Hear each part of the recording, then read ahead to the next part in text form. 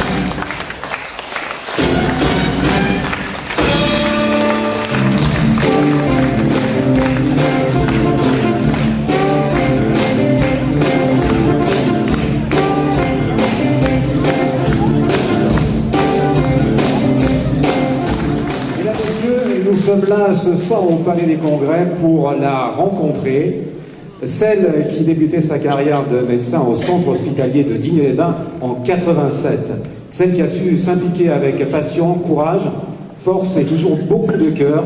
Elle est là ce soir, Patricia Granet.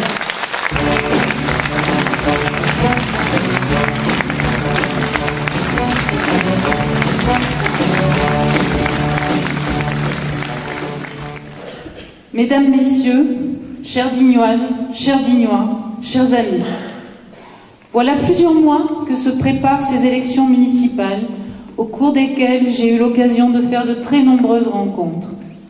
Les plus importantes ont été celles faites avec les 33 personnes qui se présentent avec moi à mes côtés aujourd'hui. Nous avons travaillé, échangé nos points de vue, dans la diversité de nos origines, Parti socialiste, Parti communiste, société civile. Nous avons eu des moments de doute, des moments difficiles, des moments de joie, des coups de gueule. Nous avons partagé nos valeurs, nos différences, nos compétences. Nous avons plongé au cœur de notre humanité. Nous en sommes ressortis plus forts, enrichis de cette expérience partagée pour être au service du bien commun. Cette équipe, je la souhaite à mes côtés pour vous présenter la suite de ce que j'ai à vous dire. Et je vais les appeler Bruno Villaron, Martine Bonnet, Michel Blanc, Eliane Domingue, Ambroise Mazaille, Geneviève Primitera, Bernard Tessier, Nadine Voller, oui, applaudissez-les, ils le méritent, Nadine Voller, Philippe Nicolosi, Sylvie Ayot, Alain Spricola, Juliette Gantier, Bernard Reim, Martine Thieblemont, Thibault Lecor, Céline Augereau-Bacry. J'excuse à Gérard Esmiol qui malheureusement a été retenu par un décès proche.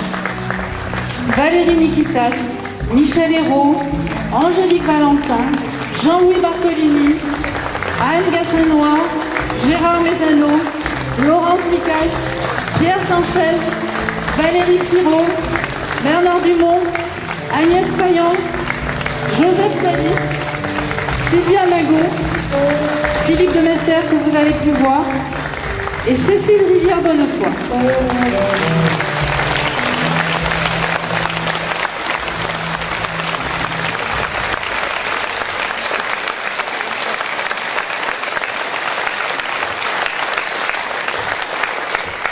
Alors, des petites précisions. Vous savez que lorsque vous irez voter dimanche, mais ça a été déjà dit, je le redis, les 18 premiers noms de la liste sont les noms correspondant aux candidats communautaires, ni plus ni moins. Je vous informe ce soir que si nous sommes élus, les adjoints n'auront pas de poste de vice-président. Nous ne cumulerons pas les mandats. Le conseil d'adjoints sera constitué par les adjoints et les vice-présidents de la communauté de communes. Nous travaillerons ensemble dans la transversalité de nos compétences et en continu. Chaque adjoint ou vice-président aura autour de lui 3 ou 4 conseillers municipaux ou communautaires pour porter les projets et répartir les charges de travail.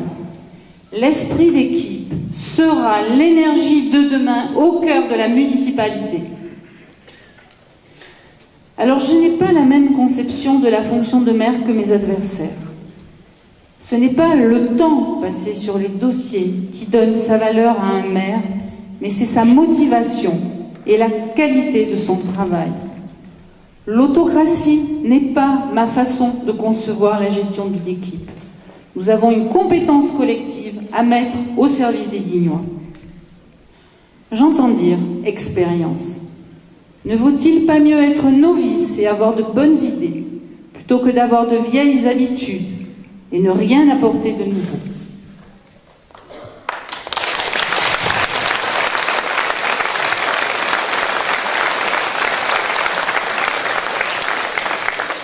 Alors pourquoi maintenant 2 listes à gauche? Par rapport au premier adjoint sortant, j'assume mes choix, car je ne suis pas un faire-valoir au service de l'ambition d'une personne. Il n'a pas été force de proposition pendant toutes ces années. Nous n'avons pas la même vision de l'avenir de cette ville. Avec les Verts, ils ont été dans l'incapacité de trouver des terrains d'entente pendant la mandature qui se termine. Comment croient-ils nous persuader que maintenant ils partagent les mêmes valeurs? Comment vont-ils relever les enjeux de demain quand on connaît la défiance des Verts à l'égard des entrepreneurs et des activités commerciales, quand on connaît leur opposition à l'aménagement de la Nationale 85? L'absence totale de bilan de la présence des Verts dans la même municipalité actuelle montre bien la stérilité de leur alliance. Quant à nos concurrents de droite, ils ont beaucoup de mal à identifier quelles sont leurs priorités pour Digne. Ils ne sont pas force de proposition pour être en capacité de donner des perspectives à cette ville. La candidate bleu marine, elle connaît certains dossiers. Mais qu'a-t-elle fait pendant toutes ces années pour Digne-les-Bains? Nous n'avons jamais vu émerger la moindre opposition constructive pour la ville. Le contexte actuel incite à se replier sur soi, à la frilosité. C'est ce que veut le Front National derrière ses apparences trompeuses pour accroître sa suprématie. Ne les laissons pas nous manipuler.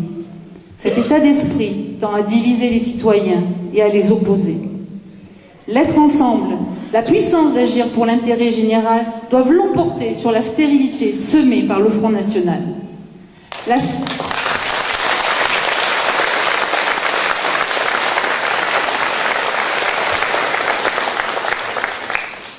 La seule alternative qui incarne l'espoir dans la manière de travailler ensemble, de par son unité, de par sa cohérence, c'est notre liste Osons Digne-les-Bains.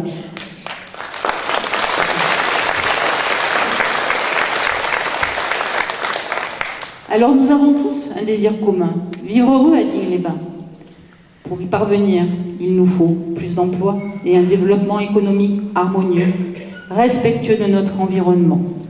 Nous devons aussi conserver nos services publics et affirmer notre place de ville-préfecture en valorisant notre identité de ville thermale, capitale de la lavande. Nous avons des atouts, nous devons les mettre en valeur pour une attractivité résidentielle et économique. Nous avons besoin de retrouver confiance en notre ville. Ces objectifs ne peuvent pas se concevoir sans y associer toutes les forces vives de notre ville.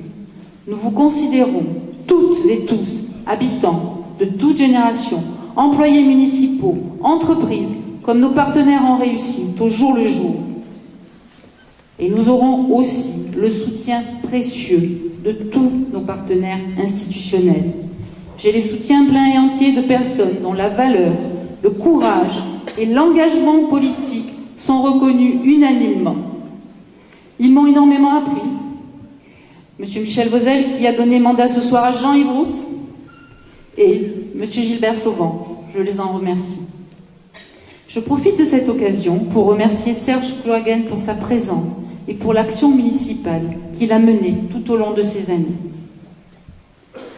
Avec mon équipe, nous nous engageons à évaluer régulièrement l'action de nos élus et le résultat de nos politiques publiques et à vous en rendre compte en dehors des périodes électorales. Nous vous expliquerons ce que nous ferons et quelles difficultés nous rencontrerons en toute transparence. Nous mettrons en place les outils de gestion efficaces pour anticiper l'avenir et non plus seulement gérer la dette. Dans le champ territorial, nous nous mobiliserons autour d'un projet de territoire audacieux et fédérateur. Ensemble, nous oserons innover. Nous encouragerons les initiatives pour être une ville qui aime entreprendre.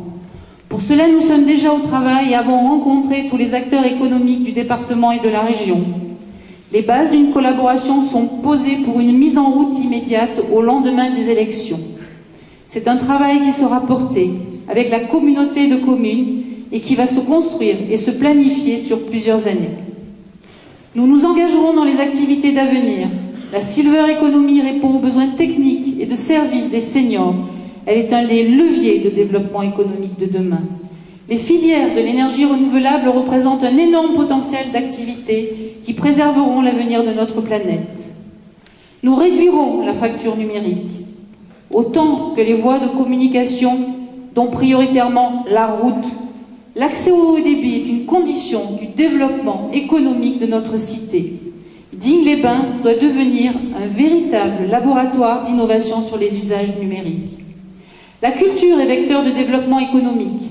Nous ferons vivre la culture et la culture fera vivre la ville, avec notamment un nouvel espace culturel central, avec la valorisation de la filière cinéma, des festivals des arts, un office municipal de l'animation de notre cité. Ensemble, nous positionnerons notre ville comme un carrefour touristique, au croisement d'itinéraires menant les visiteurs jusque chez nous. L'extension et la modernisation de l'établissement thermal sont des éléments clés du développement de la ville. Nous développerons un partenariat gagnant-gagnant avec nos commerçants, hébergeurs, restaurateurs pour garantir une excellente qualité d'accueil et faire la promotion de l'offre locale de services. Notre centre-ville devra être animé et dynamique. Pour cela, nous redessinerons notre ville en proposant une signalétique urbaine et extra-urbaine affichant toutes nos spécificités et nos points forts. Nous poursuivrons la réhabilitation du centre ancien, des rues et espaces publics. Nous donnerons à la rue de Lubac une vocation d'une rue des arts et de l'artisanat d'art plutôt qu'une rue déserte. Nous avons des talents, il faut aller les chercher. Une fois le parking à Saint-Dié réhabilité, la place du Général de Gaulle deviendra un lieu de promenade, de déambulation, où les Dignois auront plaisir à se retrouver, toutes générations confondues. Une ville propre, un stationnement cohérent, une offre des transports urbains plus fluide, l'accessibilité pour les personnes en situation de handicap seront des priorités. La sécurité de chacun sera un droit fondamental. L'îlotage, la prévention feront partie de nos objectifs. Nos jeunes sont notre avenir. Nous serons particulièrement à l'écoute de leurs besoins pour leur donner envie de rester, de revenir travailler à Digne. L'emploi sera notre souci permanent. La réforme des rythmes scolaires sera adaptée au plus près du bien-être de nos enfants. Du côté plus ludique, nous envisagerons la création d'une maison des jeunes. La santé, elle est le bien le plus précieux. Je veillerai tout particulièrement à ce que l'offre de soins soit la plus pertinente possible au niveau de la ville et au niveau hospitalier. Comme l'a dit Gilbert, je n'ai pas attendu les élections. Le travail que j'effectue avec notre député et la direction de l'hôpital a déjà permis d'obtenir une enveloppe exceptionnelle de 3,5 millions d'euros. Le mérite n'en revient à personne d'autre, n'en déplaise à nos détracteurs. Mieux optimiser les ressources humaines, les savoir-faire, restimuler la créativité feront partie de nos objectifs pour manager les équipes municipales, qui seront de véritables partenaires à nos côtés pour porter l'avenir de notre ville. Une mairie se doit d'être à la disposition de ses citoyens. Elle est garante du lien social. La mairie est la maison de tous. Il est indispensable pour un maire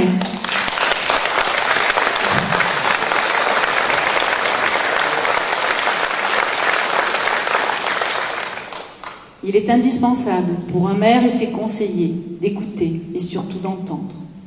Cependant, nous n'aurons pas la possibilité de réaliser tous vos souhaits. Tout n'est pas forcément du ressort d'une municipalité. La gestion impose des choix. Certains seront très difficiles dans le contexte socio-économique dans lequel évolue le monde. Nous les prendrons. Nous vous informerons des décisions. Je dirai ce que je fais. Je dirai si je ne peux pas. Je ne ferai pas de fausses promesses. Pour oser, il faut avoir un rêve. Le rêve partagé avec vous de voir notre ville évoluer vers des jours meilleurs. Élargissons les perspectives pour faire naître, au moins à notre niveau municipal, une nouvelle mentalité politique et économique dans un esprit de confiance. Du courage, il en faudra. Du courage, nous en avons. Osons pour Digne-les-Bains, c'est la volonté d'une équipe pour servir sa ville. Nous voulons porter haut et fort nos couleurs.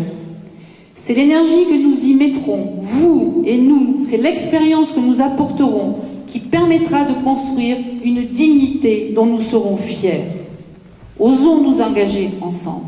Qui ose, gagne. Les colistiers m'ont dit hier soir, quelle citation tu nous as préparée. Je n'ai pas fait de citation ce soir, mais je vais vous dire cela. Je dessinerai l'horizon. Un maire doit savoir dessiner l'horizon de sa ville pour que nous soyons fiers de dire, Dignoises, Dignois, tout autant que nous sommes, oui, je suis de Digne-les-Bains. Merci.